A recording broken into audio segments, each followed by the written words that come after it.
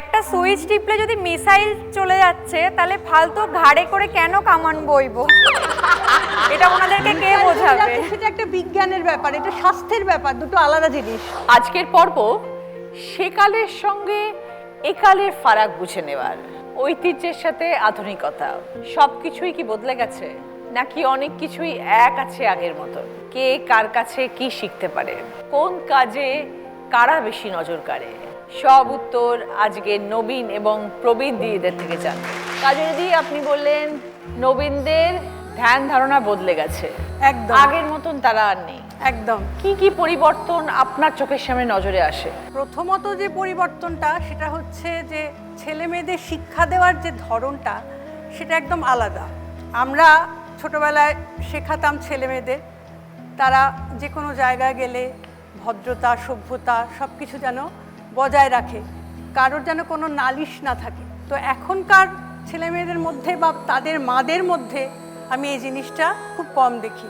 এখন তো বড়দের প্রণাম একটা ফেসবুকে জোরহাত করে একটা ছবি পাঠিয়ে দেওয়া। হ্যাঁ নিশ্চয়ই। আর আমি যে ঘটনাটার কথা বলছি, সত্যি ঘটনাটা খুব খারাপ লেগেছিল আমার। একটা পার্লারে গেছি, তো সেখানে আমি ওয়েট করছিলাম, একটি মেয়ে ঢুকলো তার ছোট ছেলেকে নিয়ে। তো সে যখন আমার পাশে এসে বসলো, জুতো শুদ্ধ পাটা আমার কোলে কিন্তু তুলে দিল, এবং তার মা ফোনে কথা বলছে, দেখলেও কিন্তু সে পাটা তুলে দিয়েছে, কিন্তু তাকে কোনো রকমভাবেই কিছু শাসন করলো না। এই জিনিসটা তো আমরা কখনোই করতাম না। এটা যেটা করলো সেটা আমার খুব খারাপ লেগেছে। আমি সেখান থেকে উঠে চলে গেলাম, কিন্তু এই শিক্ষাটা কি ঠিক দিল? আমার তো সেটা মনে হয় না। আমরা কিন্তু এরকমভাবে ছেলে মেয়েদেরকে মানুষ করিনি।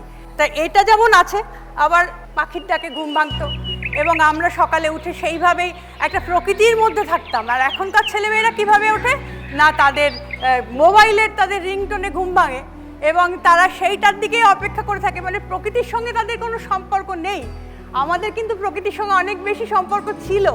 এইটা একটা বিরাট বড় পার্থক্য, যার জন্য এখন ছেলে মেয়েদের মধ্যে প্রকৃতির প্রতি ভালোবাসাটা অতটা দেখি না। আমাদের মধ্যে যেটা আছে সেটা কিন্তু এখন আর ছেলে মেয়েদের মধ্যে নেই। সোশ্যাল মিডিয়াতে শুধুই নমস্কারে ইমোজি পাঠাও না প্রণাম করো? সত্যি কথা বলতে প্রণাম করি এবং গুরুজনদেরকেও শ্রদ্ধা করি, সম্মান করি। এটা একটা ভুল ধারণা থেকে থাকে মানে প্রবীণদের। ওনারা বলেন যে আমরা এরকম সম্মান টম্মান কিছুই করি না, কিন্তু এটা ওনারা বোঝেন না যে যারা সম্মানযোগ্য আমরা তাদেরকেই সম্মান করি। কাজে যদি বুঝলাম এবার আমরা সব নবীনরাই কিন্তু গুরুজনদের শ্রদ্ধা করেন না, সেটা হতে পারে না। না, একদমই না। আমি তো বললাম সবাই নয়, সব জিনিসেই ব্যতিক্রম আছে। একদমই তাই, একদমই তাই। এখন তো সব জায়গায় যাওয়ার সুযোগ হয় না, তাই মাঝে মাঝে এখন ডিজিটালি উইশ করতে হয় এই আর কি। সবাই ব্যস্ত এখন। আপনি ভালো থাকুন, আপনার লেখা নিয়ে আপনি আরো এগিয়ে যান দিদি। ভালো লাগলো আপনি এসেছেন, পরিচয় হলো। শ্রেয়া, এই যে প্রবীণরা বলছেন যে নবীনরা কাজকর্ম বেশি করতে পারেন না, সংসারের কাজ একদম পারে না, তুমি কি বলবে? প্রবীণদের একটা ধারণা আছে যে মেয়ে মানেই তারা হচ্ছে লক্ষ্মী, মানে তারা যা বলবে হ্যাঁতে হ্যাঁ মেলাবে, নাতে না মেলাবে। কিন্তু এখনকার যুগে দাঁড়িয়ে, এখনকার দিনে দাঁড়িয়ে এটা একদমই নয়। তারা যেমন সংসারের কাজ করে সেরকম বাইরের কাজও করে। সংসারে যেমন কাজ করে তারা লক্ষ্মী হয়ে থাকে, সেরকম বাইরে যখন বিভিন্ন ধরনের রেসপন্সিবিলিটিস থাকে, বিভিন্ন ওয়ার্কে যায়, তারা সব কিছুই তারা দুটোই সমান তালে মিলিয়ে চলতে পছন্দ করে এবং করেও চলেছে। এভাবেই চলছে আজকালকার দুনিয়া। তো আমি এটাই বলবো যে ওনারা যেটা ভাবছেন সেটা কিছুটা ভুল। পরিবারে কে কে আছেন শ্রেয়া?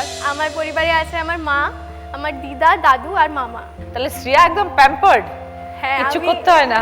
না, আমি মা বাবার সিঙ্গেল চাইল্ড, তো সেই কারণে খুব মানে বেশি আর কি ব্যাপার করে। কিন্তু তাই বলে এই নয় যে আমি যা করবো তাতেই সব মেনে নেবে। বকা মার সবই খেয়েছি আমি। স্বর্ণময়দি, বাটাবাটি নিশ্চয়ই আপনি সবই পারেন। হ্যাঁ হ্যাঁ, আমি এখনো বাটা মশলা আমি চেষ্টা করি করার, টাইম পেলে। এত সুযোগ সুবিধা যখন আছেই কেন ফালতু খাটনি করতে ওই যাব? যে ওই যে একটা সুইচ টিপলে যদি মিসাইল চলে যাচ্ছে তাহলে ফালতু ঘাড়ে করে কেন কামান বইবো? এটা ওনাদেরকে কে বোঝাবে? সেটা একটা বিজ্ঞানের ব্যাপার, এটা স্বাস্থ্যের ব্যাপার, দুটো আলাদা জিনিস। কিন্তু কারেন্ট না থাকলে আর কি করবে? কারেন্ট না থাকলে তো কিছুই চলবে না, তখন হাতটাই সব। সেই জন্য সবকিছু জেনে রাখা ভালো। যখন পরিস্থিতি সেরকম আসবে তখন শ্রেয়াকেও করতে হবে, নিশ্চয়ই করবে সময় আমরা আসলে। যেন নবীনদের সাথে মানিয়ে নিয়েছি। আজকে আপনারা এতটা আপনারা ম্যাচিউরিটি দুনিয়া এত দেখেছেন, ঠিক ঠিক, এতগুলো বয়স পেরিয়ে এসেছেন, তো ন্যাচারালি আপনারা অনেক অভিজ্ঞ, আপনারা অনেক অভিজ্ঞ। একদম একদম। আমরাও তো নবীনদের সাথে ঠিক তাল তাই, রেখে চলছি, ঠিক তাহলে তাই। ওদেরও উচিত আমাদেরও কিছু জিনিস একদম, মেনে মিলেমিশে। চলা। স্বর্ণময়ী, আপনি বললেন আপনার ব্যবসাও আছে, হ্যাঁ, সারাদিনের রুটিনটা কিরম থাকে, কিভাবে কাটান? যেহেতু আমি 2:30-3টের আগে শুই না, আমি ঘুম থেকে উঠি 8টা। আচ্ছা, আমার মেয়ের বাড়িতেই থাকি, আমি মেয়ের কাছে, মানে আমার আলাদা ফ্ল্যাট, মেয়ের আলাদা ফ্ল্যাট, যেহেতু মেয়ের ব্যবসাটা বাড়ির নিচে, আচ্ছা। ওই জন্য আমার দেখভাল করার সুবিধাটাও আমার অনেক বেশি। চায়ের আলাদা লোক আছে, এসে চা করে দেবে, আমাকে দেবে, আমি চাটা খেয়ে বসে যাই কাজ করতে। তারপরে রান্নার এই রুটিন আমার, রান্না তাকে বলে যাব কি কি হবে, বলে আমি আমার ফ্ল্যাটে চলে যাই। যত কাজের আছে সব মেয়ের ফ্ল্যাটে, খাওয়া দাওয়াটা একই জায়গায়, চান টান করে টোরে আপনার একেবারে লাঞ্চ করে ব্রেকফাস্ট পাঠিয়ে দেয়, ওপরে ব্রেকফাস্ট খাবো, খেয়ে লাঞ্চ করে সেই যে বসে গেলাম রাত্রির 2:30। আপনি এত অ্যাক্টিভ কি করে থাকেন, নিজেকে কিভাবে, শরীর কিভাবে সুস্থ রাখেন? না, আমি খাই কিন্তু খুব কম। ওই যে বললাম কি খাই জানো, দুপুরবেলা লাঞ্চ করলাম হয়তো দই আর একটু ওই তোমার কোনোদিন দই দিয়ে মুসলি, কোনোদিন দই দিয়ে ছাতু, ভাত সপ্তাহে একদিন। তাহলে আপনি নবীনদের কি বলবেন, এই এনার্জি কোত্থেকে পাবে তারা? নিশ্চয়ই পাবে, ওরা আমাদের মতন একটু করুক, একটু কাজ করুক, বসে বসে করলে পারে কি ব্যায়ামও হয় না, কিচ্ছু হয় না। আমাদের সকাল থেকে শুরু করে রাত পর্যন্ত তো আমাদের একদম বিজি শিডিউলের মধ্যেই থাকতে হয়। থাকতে হয়, কিন্তু সবটাই টিপে। তোমরা ভেবে নিয়েছো এত সুযোগ সুবিধা খাটবো না, আর আমরা ভেবে নিয়েছি খেটে করার আনন্দ আলাদা, মজা আলাদা। আমরা সকাল থেকে শুরু করে আমরা ঘরও সামলাই, বাইরেও সামলাই।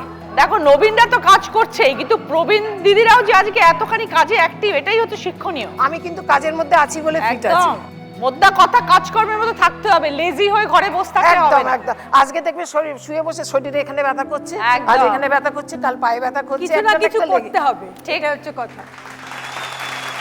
শ্রেয়শ্রী, এবার বলো নবীন এবং প্রবীণদের মধ্যে কি কি তফাৎ রয়েছে? আমাদের সাথে ওনাদের তো আকাশ পাতাল তফাৎ। ওনারা এটা বুঝতে পারেন না যে আমাদের সময়ের সাথে তাল মিলিয়ে চলতে হয়। আমরা যদি একটু পিছিয়ে পড়ি তো আমরা অনেকটাই পিছিয়ে পড়বো। তো এটাই বলতে চাই যে আজকে উনি শিলে বাটার কথা বলছে, শিলে বাটা শেখা খুব ভালো। প্রত্যেকটা জিনিস প্রত্যেকটা মেয়েকে শেখার দরকার, অবশ্যই শেখার দরকার। একটা কাজ যখন 1 মিনিটে মিক্সিতে পেস্ট করে হয়ে যাচ্ছে, তাহলে ফালতু কেন এতক্ষণ খাটবো?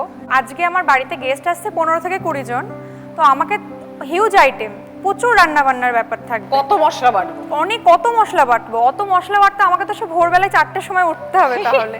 কিন্তু আমি 7টার সময় উঠেও তো সেই কাজটা আমি করতে পারবো, তাই না? আজকে ওনারা শিলে বাটা, ঠিক আছে, খুব ভালো শিলে বাটতে পারেন ওনারা, আমরা হয়তো অতটা পারদর্শী নই, কিন্তু আমরা তো মাইক্রোওভেনেও রান্না করতে পারি, আমরা ইন্ডাকশনেও রান্না করতে পারি।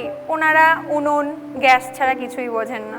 আমাদের বাড়িতে কোনো উনুনও নেই, কোনো ওই সমস্ত কিচ্ছু নেই, সব আছে, ইন্ডাকশনও আছে, সবই আমরা পারি। তোমাদের যে সমস্যাটা না, তোমরা হচ্ছে সব কিছু না পারা, আমাদের হচ্ছে আগেরগুলোও পারি, এখনকারগুলো। আমাদের তো সময়টা বাঁচাতে হবে, এটা তো বুঝতে হবে যে আমরা ঘন্টার পর ঘন্টা রান্না নিয়ে বসে থাকলে হবে না, আমাদের বাইরেও অনেক কাজ আছে। দিদি কিন্তু বলছেন তোমরা সারাদিন শুধু মোবাইল ঘাটো। এটা ওনাদের ভুল ধারণা, এখন সবকিছুই তো আমাদের ডিজিটাল। মোদ্দা কথা হচ্ছে প্রবীণদের যেরকম একটু অ্যাডজাস্ট করতে হবে, যুগের সাথে তাল মেলাতে হবে, নবীনদেরও বুঝতে হবে যে প্রবীণ ছাড়া নবীনদের গতি নাই। প্রবীণদের থেকেই আমাদের শিখতে হবে এবং তাদের থেকে শিখেই আমাদের জীবনকে আরো সুন্দর করে তুলতে হবে।